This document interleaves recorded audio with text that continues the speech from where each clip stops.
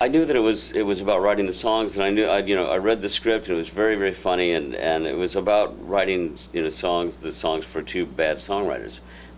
But to me, it just went immediately went so much deeper than that, and I wanted to write totally believably bad songs. It's just and you set songs up in such a way where they start off maybe really nice, where you go, well, these guys have talent, because I think they do. I think Chuck and Lyle were really talented. They're very real to me, incidentally. I got very method about this whole thing.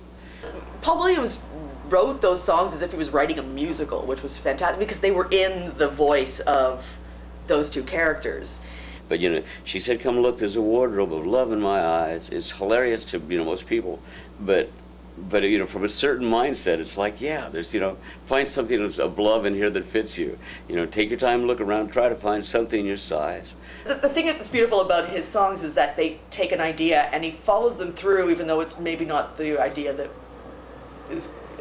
it will really land in a song. He sees it through. It's not going to be a hit, but there's a little kernel of something. There's a kernel of truth. There's wisdom. There's odd wisdom, just worded in a really misguided, strange way. Telling the truth can be dangerous business. Honest and popular don't go hand in hand is, I think, a brilliant line. They're off to a great, this is philosophically accurate. Telling the truth can be dangerous business. Honest and popular don't go hand in hand.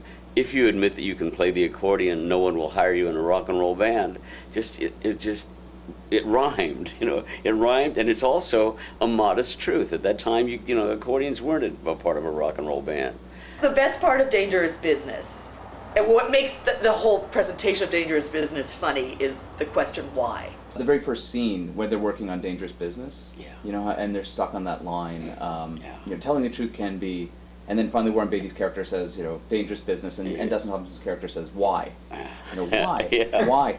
Because when you're writing a song, you come up with a title that's got a metaphor involved or something, and in order to continue, you have to say why so you can get onto the next lyric. And sometimes you're asking why to the most ridiculous things. Have you ever found yourself doing that? Do you remember, and maybe thinking of Ishtar when you're stuck and going? I think for 40 years I found myself doing that.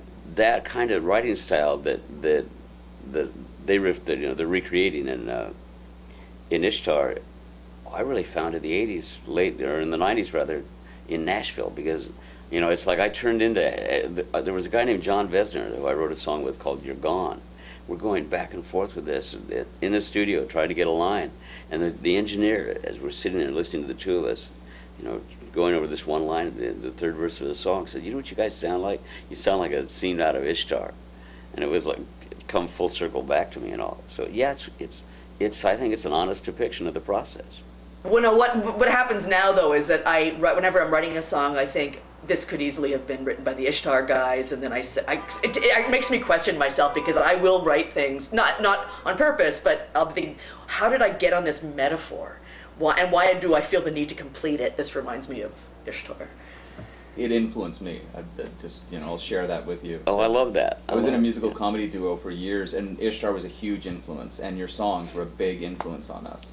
Well, it's a magical world that you try to connect the dots forward, you can't do it, but you look back, and you go, my God, that's amazing. It brought me to a point where there's a Broadway star holding the mic while I'm being interviewed. Does it get any better than that? Oh, yes. Let's get back.